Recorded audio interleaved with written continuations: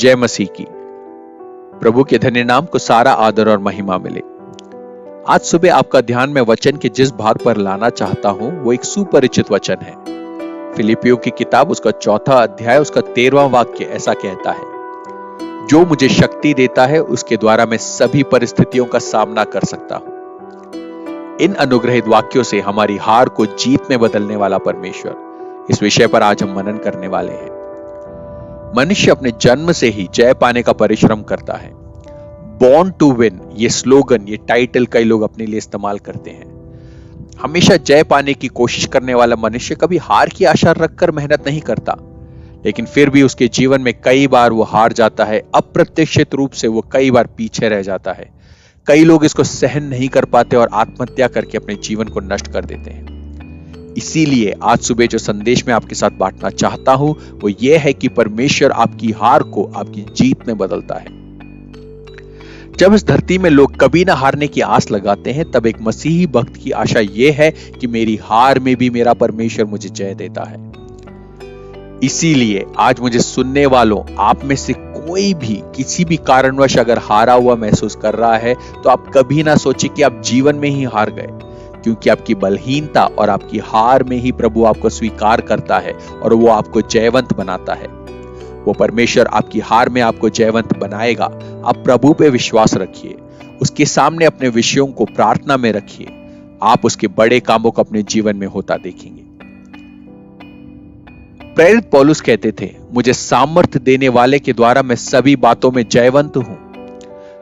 उनके शरीर की परेशानी के कारण वो 3 बार प्रभु से प्रार्थना करते रहे, लेकिन प्रभु ने उनको उत्तर दिया, मेरी कृपा तेरे लिए काफी है।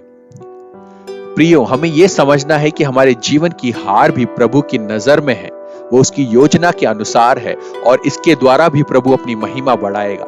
आप इस पर विश्वास रखिए। मसीह पे भरोसा रखने वाले हर एक के लिए उनके जीवन में आने वाली हर एक पराजय एक बड़ी जय की सीढ़ियां बन जाती है। अगर हम थॉमस अल्वा एडिसन के जीवन को देखें तो उनकी पढ़ाई के पूरे समय वो पराजय का अनुभव कर रहे थे। उनके 12 साल की उम्र में गरीबी के कारण उनको अपनी पढ़ाई रोकनी पड़ी और ट्रेन में टॉफी और अखबार बेचने का काम करना पड़ा कि वो अपना पेट भर सके। एक बार ट्रेन में यात्रा करते वक्त एक व्यक्ति ने थॉमस एडिसन के कान को जोर से पकड़ा और उन्हें ट्रेन में धक्का दे दिया। उनका कान इतना जोर से खींचा गया कि वो उस कान से सुनने की क्षमता को नष्ट कर गए। लेकिन एडिसन इतने कठिन समय से गुजरने के बावजूद भी हार नहीं माने। वो निरंतर आगे बढ़ते रहे और उस हार के बाद वो एक बड़े विख्यात वैज्ञानिक बने जो हम जानते हैं।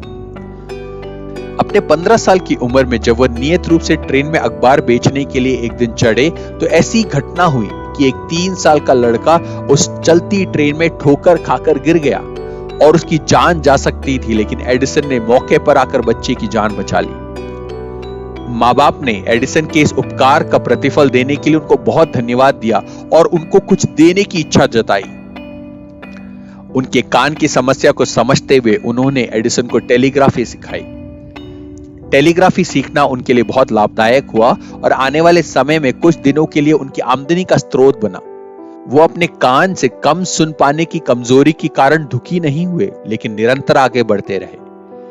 एक बार उनसे किसी ने पूछा कि कम सुन पाने की कमजोरी के कारण वो दुखी क्यों नहीं हुए, तो इनके जवाब में एडिसन ने कहा, मेरा कम सुन पाना मेरे लिए भला ही रहा, क्योंकि जो बेकार की बातें मेरे चारों तरफ चलती रहती है, मेरा ध्यान उन पर जाता ही नहीं, लेकिन इसके विपरीत मैं अपने अंदर की आवाज ज्यादा सुन पाता हूं, जो मेरे लिए लाभदायक है। प्रियो, हमारे जीवन में आने वाली पराजय कभी हमें थकने या नष्ट करने ना पाए। आप आज ये जान ले कि आज की आपकी कमजोरी और हार आपको कभी भी हरा नहीं सकती, लेकिन मसीह के द्वारा आप इन अवस्थाओं पे जय पाएंगे। हमारा परमेश्वर हमें जय देने के लिए सामर्थी है। आपका दिन अनुग्रहित रहे। जय मसीह की।